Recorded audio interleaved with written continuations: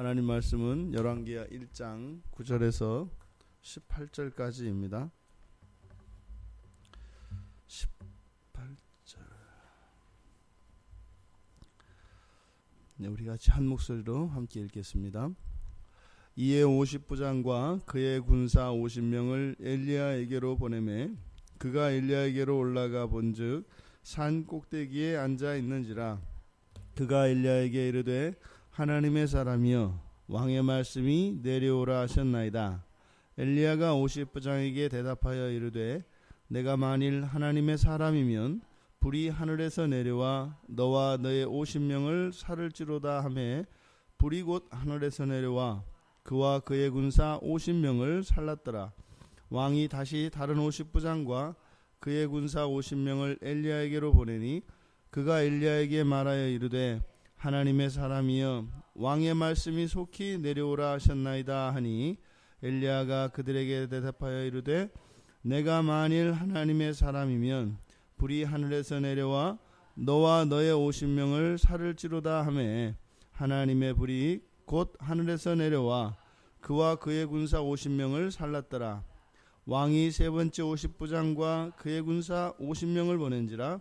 셋째 50부장이 올라가서 엘리야 앞에 이르러 그의 무릎을 꿇어 엎드려 간구하여 이르되 하나님의 사람이여 원하건대 나의 생명과 당신의 종인 이 50명의 생명을 당신은 귀히 보소서.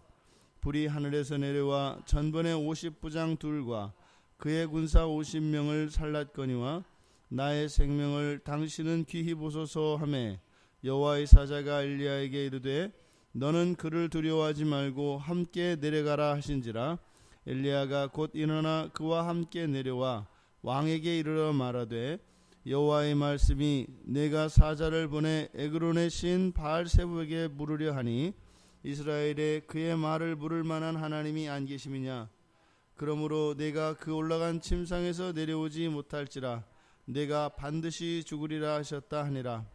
왕이 엘리야가 전한 여호와의 말씀대로 죽고 그가 아들이 없으므로 여호람이 그를 대신하여 왕이 되니 유다 왕 여호사밧의 아들 여호람의 둘째 해였더라.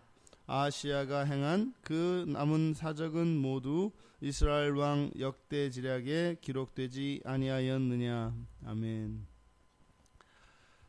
본문의 말씀은 하나님의 뜻이 어디에 있는가, 생명을 귀하게 보시는 하나님.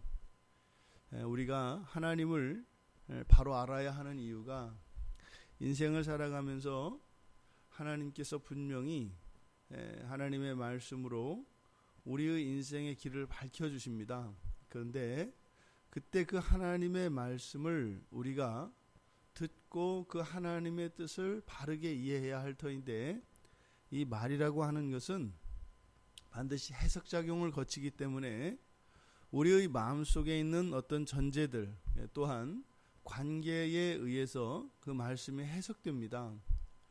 그래서 하나님이 말씀하여 주신다 하실지라도 그 말씀을 우리가 바로 알아듣지 못하고 또 그것을 오해하거나 곡해한다면 그 하나님의 말씀이 우리에게 들린다 할지라도 우리에게는 유익이 되지 않을 것이기 때문입니다. 그래서 하나님과의 좋은 관계를 유지하고 또 하나님에 관한 지식을 바로 아는 것은 너무나 중요합니다.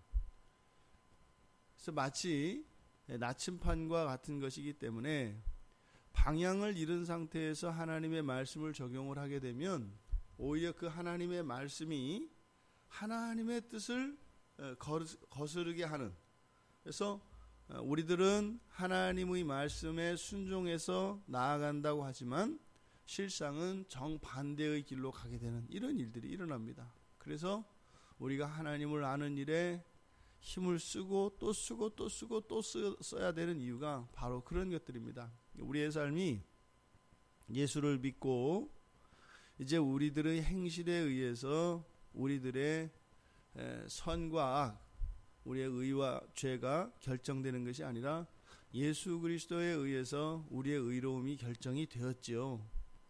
하지만 그리스도의 의를 덧입은 우리로서 우리들은 마땅히 그 하나님의 의를 추구하며 살아가게 되는데, 우리의 소원은 그 의를 따라 살아가려고 하지만 우리가 그렇게 하지 못하는 이유는 바로 뭐라는 거예요? 호세아 선지자의 말과 같이 하나님을 아는 지식이, 그 지식이 병들었고 그 지식이 없기 때문이라는 겁니다. 하나님은 무한한 분이시죠. 근데 우리들이 하나님을 아는 지식에 있어서 충분하다라든지 다른 사람에 비해서 내가 조금 더 안다 라고 할 수 있는 사람은 아무도 없습니다. 왜요? 우리의 삶이 바르지 못하다면 그것은 하나님을 온전히 알지 못하기 때문입니다. 그러니까 우리의 삶 속에 아무런 허물과 과실이 없다면 그것은 그 사람이 하나님을 온전히 알기 때문이라는 겁니다. 그래서 그것이 우리의 공로가 될 수 없는 것이죠. 왜요? 마땅히 하나님은 그러한 영광을 받아야 하는 분이시기 때문입니다. 어쨌든 우리는 그렇지 못합니다. 그것은 하나님을 아는 지식에 부족함이 있기 때문입니다. 그리고 오해가 있기 때문입니다. 지금 여기서 하나님께서 이 아합의 가문에 보여주시는 이 특별한 사랑, 이것을 제가 이번 우리들이 이 열왕기를 쭉 살펴보면서 이 아합의 모습, 그리고 그 아들 아하시아의 모습은 나의 모습이고, 그렇게 보여주시는, 끊임없이 포기하지 않고 보여주시는 그 하나님의 사랑은 지금까지 살아왔던 제 인생의 그 과거의 모든 시간에 함께 하셨던 그 하나님으로 생생하게 만나게 됩니다. 지금 여기에서 하나님이 또 엘리야를 통해서 또다시 이 아하시아에게 계시를 주고 있습니다. 너 이대로 가면 죽는다. 네가 지금 가고 있는 이 길은 죽음의 길이다. 돌이켜라 라고 하는 겁니다. 그러니까 지금 16절이죠. 16절에 보니까 그 엘리야의 계시가, 엘리야를 통해서 주셨던 계시가 다시 인클로즈어 되어 있습니다. 그러니까 4절과 6절과 16절에 내가 지금 돌이키지 않으면 반드시 죽게 될 것이다 라고 하는 말이 3번 이렇게 들어가 있습니다. 이렇게 3번 촉구하고 있는 것은 그 목적이 뭐예요? 죽음에 대한 예언이 아니라 돌이킬 것에 대한 예언입니다. 그러니까 어제 말씀드렸던 것처럼 이스라엘 왕조의 역사에서 가장 번성하였던 이 최절정기를 치들었던, 그 번영의 최절정기를 구가했던 것이 이 아합이 있었던 이 오므리가인데, 이 오므리 가문의 특징은 악한 것뿐만 아니라 회개하지 않은 것입니다. 회개하지 않는 것이 이 가문의 특징입니다. 훗날 가보면 이제는 므낫세 같은 경우도 악한 사람도 있지 않습니까? 그런데 대부분은 회개를 해요. 돌이킵니다. 그런데 이 가문의 특징은 돌이키지를 않습니다. 지금 그래서 이 열왕기 저자는 그들이 얼마나 돌이키지 않는가, 얼마나 회개하지 않는가, 그 사건을 바로 앞에 50부장과 그의 부하들 50명을 엘리야에게 보냈던 이 3차례의 사건을 또 기록하고 있습니다. 어떻게 해요? 50부장을 보내서 엘리야를 데려오게 합니다. 왜 그럴까요? 그 죽는다고 그랬으니까 죽이려고 하든지 아니면은 무슨 비책을 얻으려 하든지 둘 중에 하나겠죠. 그랬는데 2차례나 죽습니다. 그런데 3번째 50부장이 살아서 와요. 엘리야를 데리고 옵니다. 이 3차례의 50부장이 엘리야를 찾아갔던 이 사건이 바로 시사하는 바가 무엇이에요? 돌이키면 산다는 겁니다. 지금 3명의 50부장의 태도를 한번 보십시오. 첫 번째, 두 번째는 왕의 말을 전하는 전령으로 찾아갑니다. 9절에 보니까 50부장과 그의 군사 50명을 이렇게 보내매 그가 엘리야를 본즉 어떻게 해요? 그가 엘리야에게 이르되, 이렇게 합니다. 엘리야에게 이르되. 그리고 11절에 가보면 또 똑같이 또 다른 50부장이 그가 엘리야에게 말하여 이르되. 그대로 전합니다. 그런데 세 번째 50부장이 13절에 나오는데 이 세 번째 50부장이 엘리야 앞에 갑니다.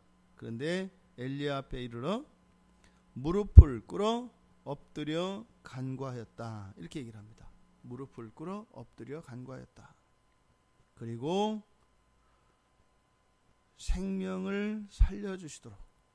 그러니까 이 세 번째 50부장의 이 태도를 통해서 하나님이 지금 아하시아에게 원하는 것이 무엇인지를 가르쳐주고 있는 것이고, 이렇게 해서 아하시아가 회개하고 돌이켜서 생명을 유지할 뿐만 아니라 하나님의 뜻대로 이스라엘을 잘 통치하시기를 원하십니다.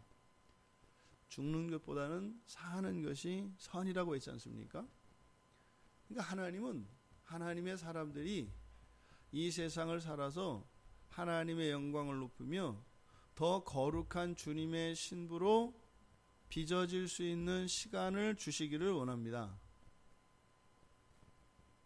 그 사람에게 주어진 사명이 있는데 그 사명을 다할 때까지는 하나님께서 살려주십니다. 그런데요, 오히려 살아있는 것이 그 사람에게 해가 된다면 그 생명을 거두어 가신다 이 말입니다. 그러니까 아시아의 사명은 아직 끝나지 않은 것 같아요.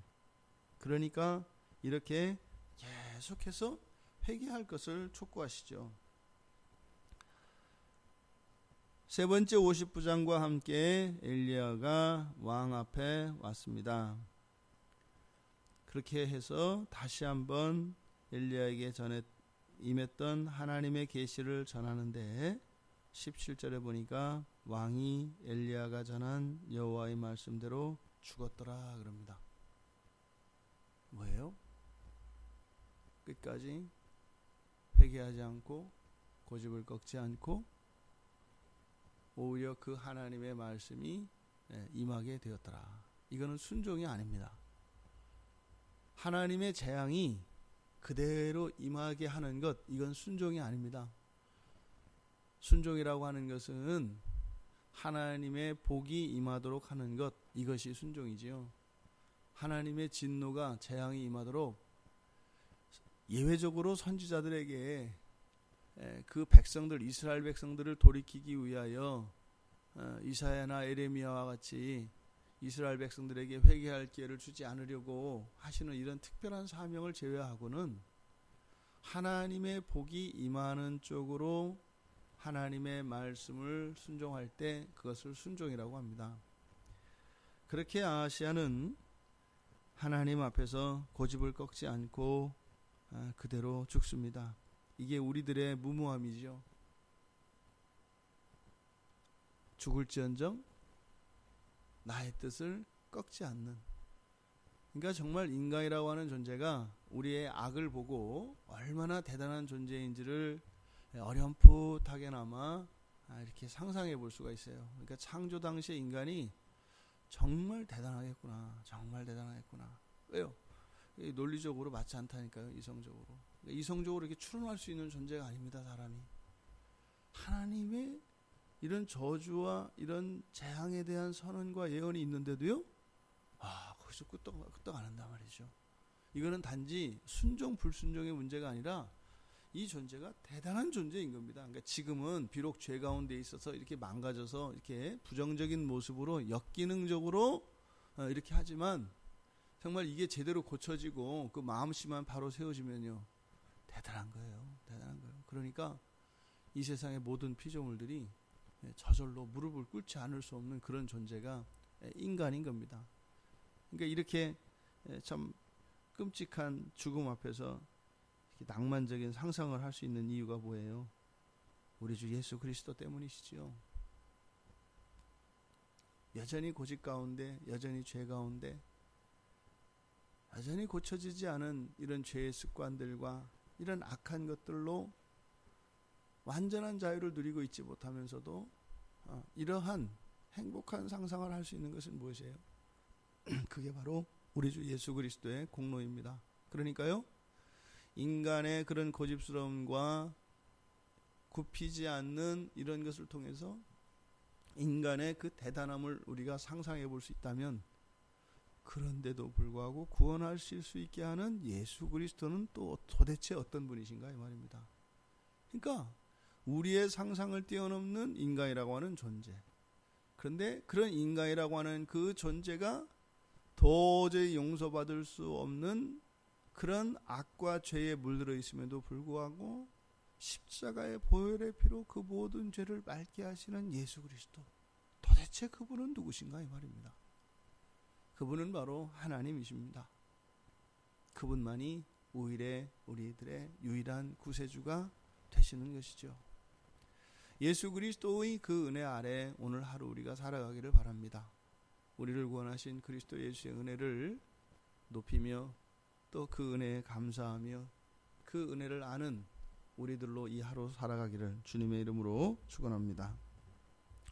하나님은 생명을 귀히 보시는 하나님이신 줄 믿습니다. 아무리 극악무도한 죄인이라 할지라도 그 죄를 깨닫고 하나님 앞에 나아가 용서를 구할 때 지난날의 모든 죄를 도말하시고 죄 없다 여기시는 하나님이신 줄 믿습니다.